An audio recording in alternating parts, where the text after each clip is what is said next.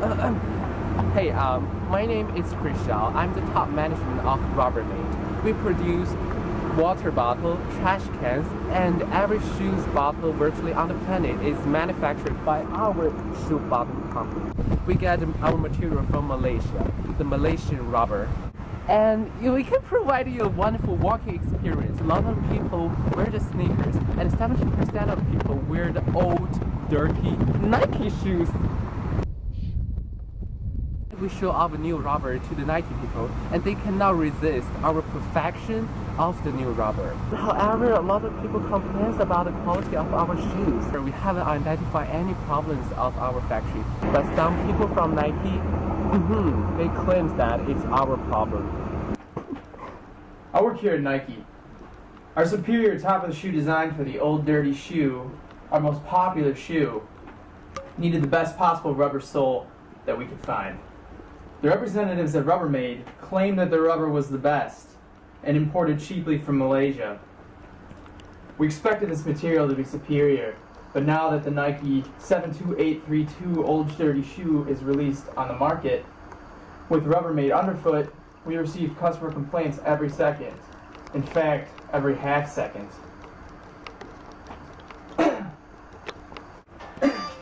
Excuse me, I have to take this.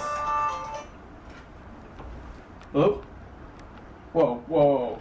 Calm down, calm down. You're falling down a ditch? Your shoe stuck into the ground and you tripped and you broke your leg? Well, all right, wait. Just calm down, calm down. We'll have to get to the bottom of this. Clearly there's an issue here, and we need to fix this. It's Rubbermaid's fault. People are gonna have to pay.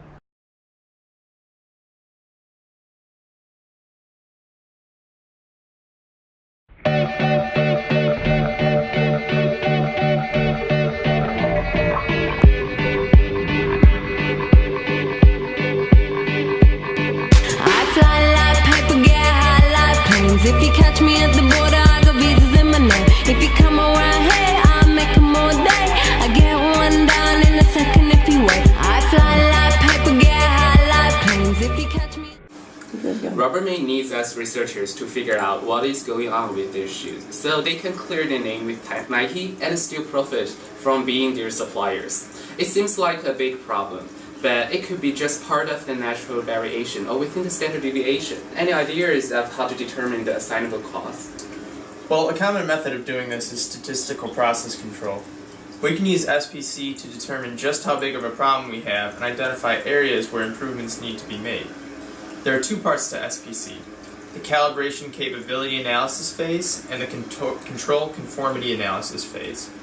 We can suggest to the other research team that they tackle the calibration phase and gather samples simply within certain basic controls. This will give a starting point for Rubbermaid. There are lots of variables to test. Why don't we take 150 samples at 3 different times of day for 10 days? That sounds good, and here's what I'm thinking for the controls. First, we'll be determining whether the rubber on the bottom of the shoe failed or not by whether the sample tripped or not. Second, we'll be taking samples of people walking only on the sidewalk, and our samples must be wearing the Nike Old Dirty Shoe. And thirdly, for the conformity analysis phase, our particular team will be tracking failures only for a particular variable, time of day. So I'll take the samples taken during the morning. I'll take the samples in the afternoon. I would take the sample at night.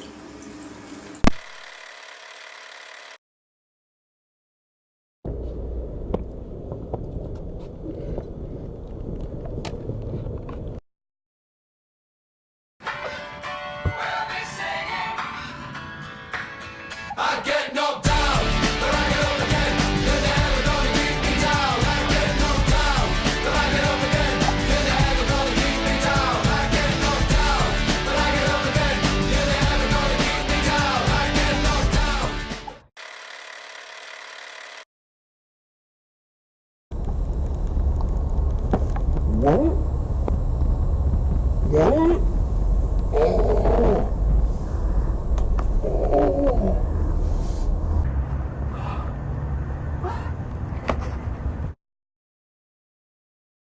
Ouch, what's that smell? Oh. I have no idea.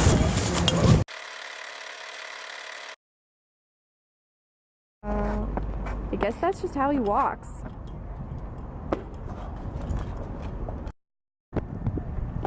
Oh, what the heck? It was determined whether a sample failed or not based on whether a person tripped or not that we were observing. This data was compiled into these 3 P charts here, one for morning, one for the afternoon hours, and one for the night hours. Here in the analysis and calculation section, you can see that n equals 150 because we took 150 samples, and that can be plugged into the standard deviation equation along with the average proportion of errors calculated in the first 10 days during the calibration phase by the other research team. This average proportion of error was found to be 24.7%. That means that 24.7% of people wearing the Nike Old Dirty Shoe fall on their face, and that's a pretty high number, and you might want to consider putting a certain limit on that so that you can truly produce a quality product. This standard deviation was found to be 0.0352, and each of these notches on the graphs show the standard deviation away from the average proportion of error. Within this range, LCL to UCL is the natural variation, and any points outside of that range are things that you would want to investigate to see what the real issues are that took those points outside of a natural range of variation. So here you can clearly see that there's a lot of error in those rubber soles, and that would be something you would want to look into as a company. And from this chart, you can discover where the areas are that you'd want to make improvements.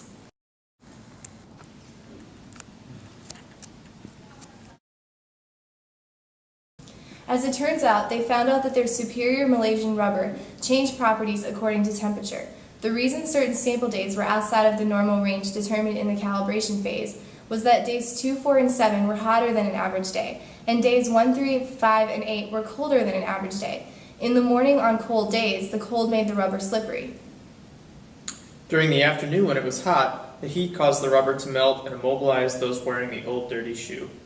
And at night, the more extreme cold caused the adhesive properties of the rubber, holding the rubber bottom to the sneaker, to completely deteriorate, dropping the rubber bottom off of the Old Dirty Shoe. As a result of using SPC, several improvements were made by the Rubbermaid shoe bottom design team. So this is the shoe that Rubbermaid came up with, and the solution for the melting was that we have this tubing, and the air will go through the tubing and cool the shoe as you walk. And the solution for people slipping is we use recycled gum and stick it to the bottom of every Nike Old Dirty Shoe. And to solve the problem of the entire bottom of the shoe falling off, we use duct tape. And this is a new design that works wonderfully so that you never have any problems walking and you never trip ever again. Through SPC, Rubbermaid discovered that not only were there certain conditions that created more of a problem than usual, but there are many more problems on a regular basis than they expected. After we strongly suggested it, Rubbermaid decided to set process capability standards, which would put a minimum standard of quality on how well the rubber needed to perform to be considered acceptable by the company. This way, the average level of performance or average number of errors would not be the determining factor for what was acceptable or not, and they could set the right standard to produce a truly quality product for Nike in the future. Due to the improvement of our old dirty Nike shoes, no one gonna trip again. That's an accident.